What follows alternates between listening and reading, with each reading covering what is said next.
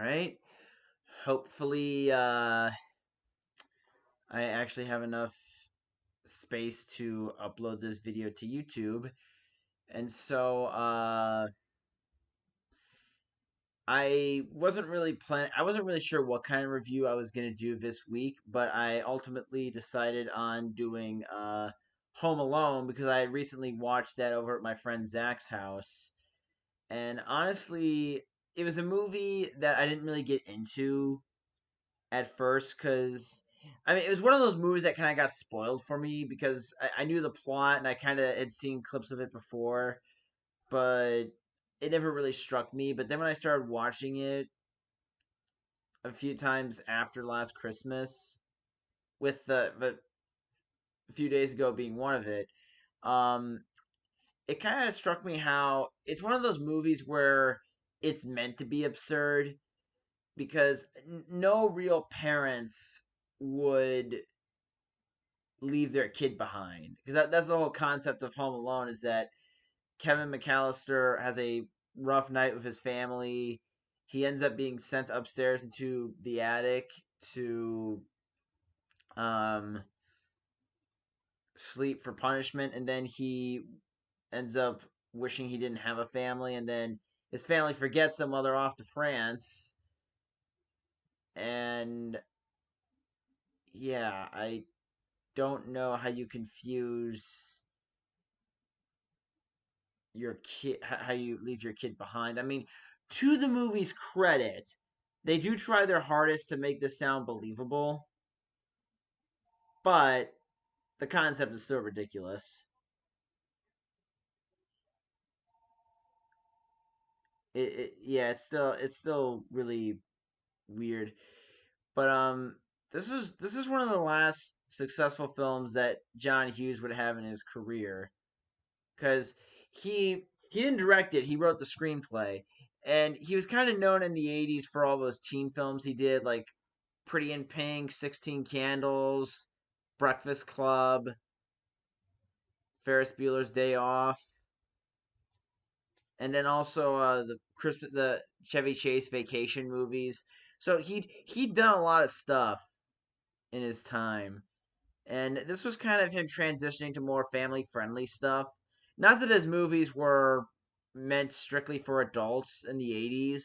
A few of them were, like She's Having a Baby and Planes, Trains, and Automobiles were mostly aimed at adults, but for the most part, it was kind of aimed at the teen, young adult crowd. But so this one's more of a family film, and it's meant to be a goofy cartoon. And one of my favorite parts about this movie was there are two YouTube videos where you actually have actual doctors watching all the pratfalls that Harry and Marv get into, and they're always saying, "Oh, this is the injury you would receive if that happened to you," and "Oh, you'd be crippled for life." And it it is kind of funny. What's really funny about the movie and the main joke is that these two grown men are getting their asses kicked by a 9-year-old. That's actually pretty funny. Um, and another thing I found really funny is that they take all these blows to the head, but getting hit in the head with a shovel by a grouchy old man is what knocks both criminals out.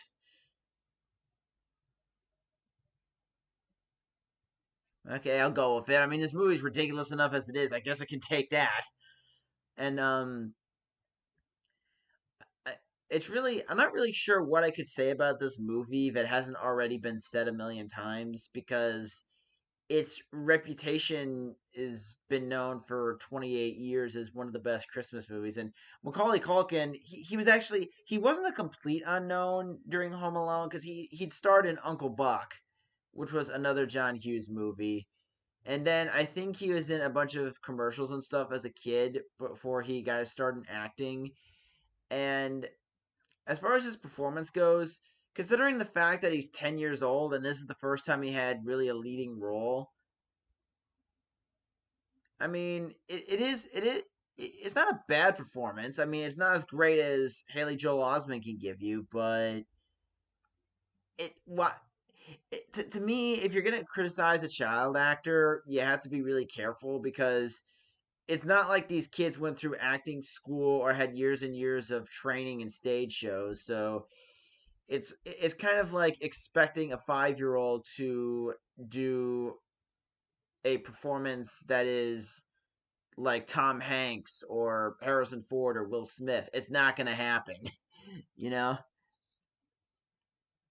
But anyway, I think it's kind of weird how I think one thing that I noticed when watching this movie, and Zach noticed this as well, um, was um. Oh, and I got a fun. After I say this, that's pretty much the end of the review. And I have one funny story about when I watched it. Oh God, Zach, I'm sorry, I had to tell this story, but I'll get to it in a second. The one thing I don't really get is why the whole family treats Kevin as if he's some sort of incompetent, spoiled brat.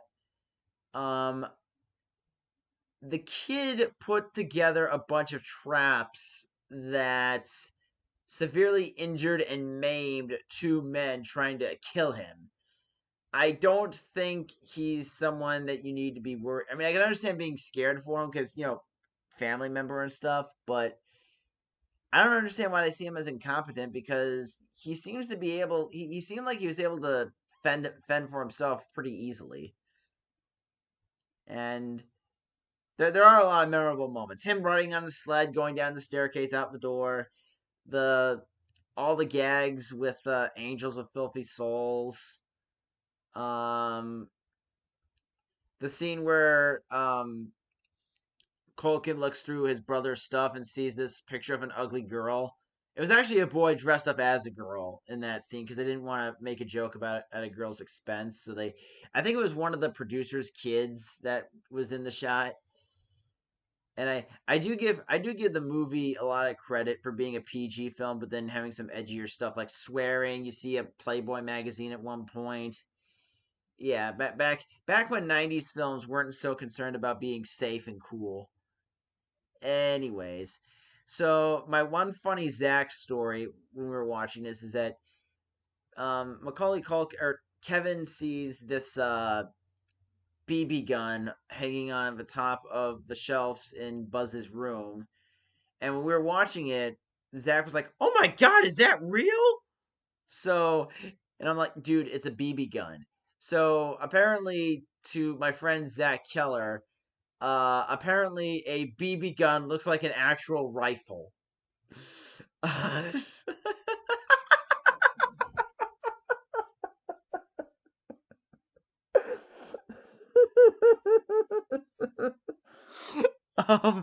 Okay, I'm sorry. And Zach, I know you're gonna be watching this video.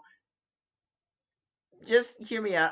I'm sorry. It's just I've said this a million times. There have been so many moments where I've done stupid things that you've, jokingly teased me about. Let me have this one. Just let me have this one. I'm sure I'll do something stupid next year for you to make fun of. So just let me have this one while I still can. You know, let me still be able to use this joke while it's still young or when it's Christmas time again. Oh God. Yeah, so I think I just lost another subscriber from Zach after that story. But I think some other things I could say about the movie is that it does have a lesson about never judging a book by its cover because you do have the scary old man that Kevin befriends after he finds out that the old man isn't as evil as he was told.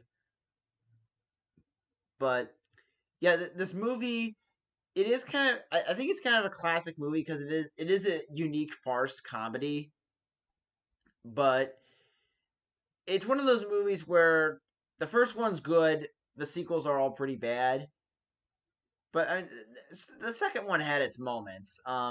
Tim Curry was a lot of fun to watch in the second movie, but maybe I'll review the second movie next year. Who knows? So this has been my review. I kind of wish I had more to say, but I was kind of busy the past couple days, so I didn't really have much chance to think about the review. So hopefully this review is decent enough for you guys where you will not be demanding I do a better video because I'm going to give you one anyway.